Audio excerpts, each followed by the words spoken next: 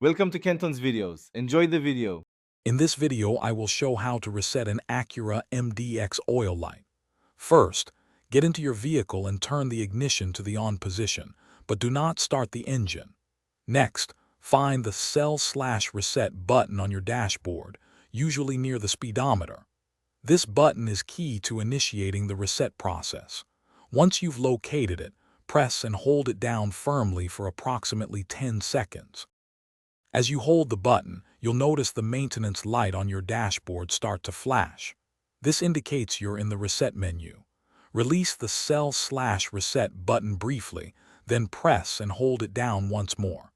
Continue holding it until the oil life display changes, typically showing 100%. This confirms the reset is complete. After the oil life display shows 100%, you can release the button. Now, turn your ignition completely off. This step saves the new setting. Then, start your engine as usual. The oil maintenance light should now be off, confirming a successful reset.